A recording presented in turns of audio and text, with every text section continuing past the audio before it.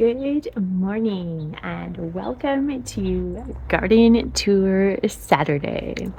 The magic of YouTube is going to change the date and make it Saturday today. It is actually November the 17th and we're doing a full garden tour. Shout out to Grandma Sandy, the host, Suffolk Susie, Patricia N. Cube, and Barb Dally Rural Life, who all participate in Garden Tour Saturday.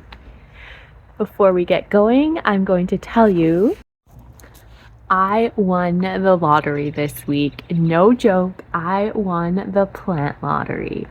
I was out shopping for plants.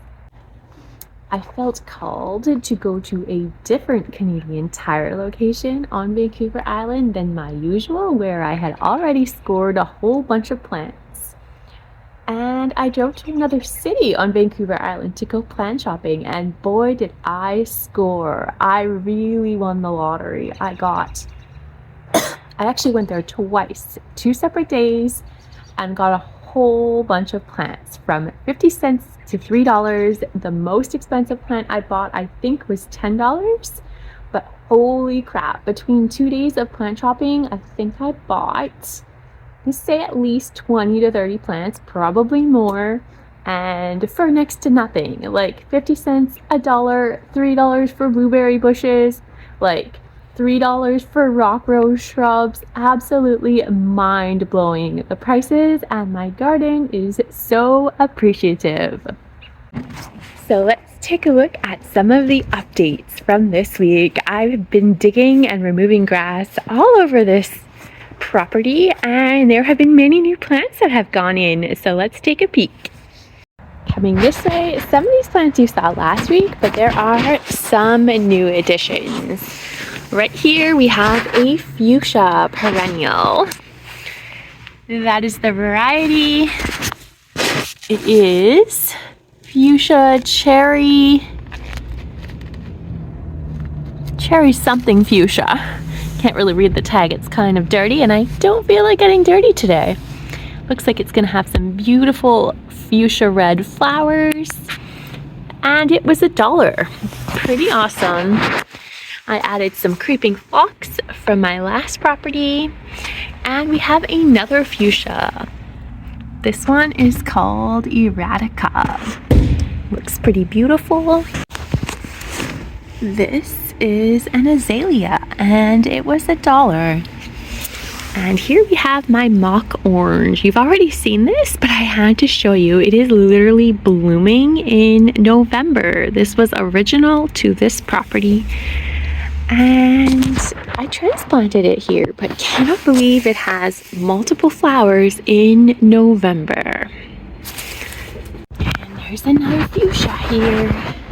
This one's got a little bit different flowers. Really pretty looking. Can't wait to see it bloom. And I had to show you guys this plant. This is actually in honor of one of my aunts. Auntie Maureen and Uncle Damien were so kind to give me a house and garden warming gift, and this is in their honor. My aunt loves hibiscus plants. So I got a hibiscus for my garden, bluebird hardy hibiscus. I had one in my old property, a totally different variety, didn't thrive, but I just have a feeling this is going to do really well here. Next, we're going to take a sneak peek at my $3 blueberry bushes. They've lost a lot of leaves now. There's a few leaves left, but they are the variety. I think most of them are this Elliott blueberry. Don't know if I've grown this variety before.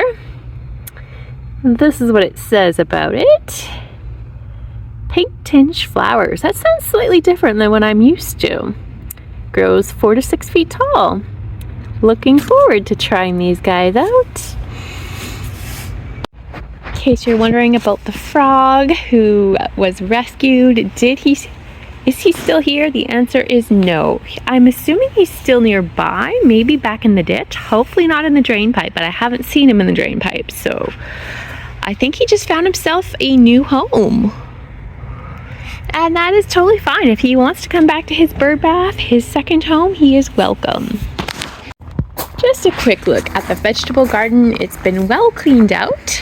You can see the tomato plants have been removed. I discovered this sign, which I thought is so cute, from the previous owners. I added some of my own decor that I had in my old garden, and there's a little bee. And I cleaned out a lot of my containers, donated a bunch of containers, and also recycled some. I planted a lot of stuff that was in there, and a few plants I discarded. I found these mystery bulbs on this property. I don't know what they are. Probably spring blooming. They may be snowdrops. Could be crocus. Not really sure, but I can't wait to see them bloom. They were in my, what I like to call, the rock garden area outside the fence. So I'm really looking forward to seeing what they are. I have a little patch of strawberries. Most of these were from my old garden that I transplanted into containers and brought here. And I also added some from this garden that were in a container. Don't think I've ever showed you guys this. This actually was here when I bought the property. They left it for me. It is the most gorgeous fern, and I hope I can keep it alive. It is so beautiful. And I'm so delighted that they left this for me. Next, we're checking out the rock garden area. Here's a little overview of what I'm calling the rock garden. It doesn't look like a rock garden yet, but come springtime, it definitely will. So I'm just going to show you what's new from this week. You can watch last week's video if you missed it to see what else has been going on. But this is a huge part of what I did this week. This whole middle section, it was in development in the last video, but it's much more developed now. There are numerous rock rose shrubs in here. There's a yellow one. We have a pale pink variety. And these were between $1. Actually, these ones I think were 50 cents, and the other ones were $3. And there's one in around the perimeter of this little bed. And we have autumn joy sedum in the middle. It's going to be so pretty. And that is a smoke tree. Coming this way, this is also going to be part of the rock garden, and you can see there are many, many more updates here. These are New Zealand flax, and I got them for a smoking good deal at a nursery. They're only hardy apparently to -5, this particular variety, but I think there's a good chance they'll survive the winter. This is a drought-tolerant extrascaping landscape that I'm creating, essentially, with super drought-tolerant plants. The only perennials I'm putting here for right now are red hot pokers. They're pretty drought-tolerant once established, and they've got kind of the same foliage look going on as the New Zealand flax. There are a couple palm trees in here. There are yucca plants in here. And we have this other plant, which is very similar to New Zealand flax. It is called cordyline. Cordyline, black knight, beautiful burgundy foliage. Again, pretty tolerant of the cold, only to -5, so it's iffy it'll survive, but it probably will in our climate. And this section in the middle is definitely a work in progress. I'm going to have several of these, and they're not going to look like what you see right now. There's actually going to be edging around them. They're going to be oval, so there's going to be one here, one over there, and possibly another one over here. And the rocks are not exactly going to stay the way they're looking right now. Once I put the edging around there, then the rocks are going to be more in the center. But what we have going on here actually are some roses that I found growing in the grass. There's a whole bunch of them here. I'm not sure if these are wild roses. But what happened was the previous owner put this fence up this season before selling the house. And they changed the landscape. The fence used to come closer to the ditch or waterway over here, and then they just decided they wanted to make it smaller, even though I technically own this property. So the landscape changed and part of the garden was outside the fence. So this is original and I have no idea what it is, but I decided to nurture it. So I'm gonna see what these roses are. I'm so looking forward to it.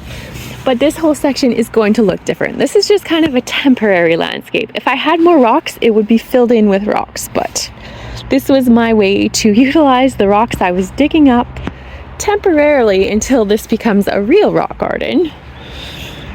And then we have a yucca plant over here. These are, I'm gonna say, transplants from my parents' garden. They're not all rooted in. Some of them don't have roots, so we'll see how many survive.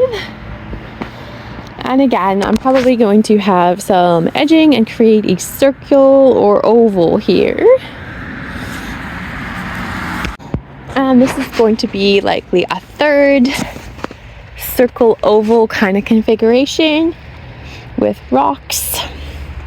And there are more roses in the grass here. You can't really see them very well, but I'm going to find some and show them to you. They're about here.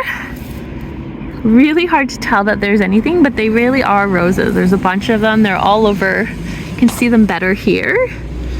So I'm going to take out the grass and save them. I really hope they're wild roses. I absolutely love wild roses, but I'll take any rose. Coming this way, there are one of my favorite new additions to this landscape. You can kind of see it coming around. There's a whole sweep of this plant, and I did have it in my last garden. These are rock rose ground covers. I made several videos about these in my last garden. They are absolutely beautiful semi-evergreen ground covers. Super, super, super drought tolerant, and they will smother weeds. So just because you see grass right here, this grass is all going to be gone. There's going to be no grass, and this is going to be most likely rock in this section. It could be bark mulch, but I'm having a feeling I'm going to put rock here, either gravel or river rock or both. And it's going to be a big swoop of red when it's blooming. It's going to be so beautiful. There are 6 or 9 of these plants, and they do spread out quite a bit. And here, this is a mock orange, and it is mirrored on the other side of the garden.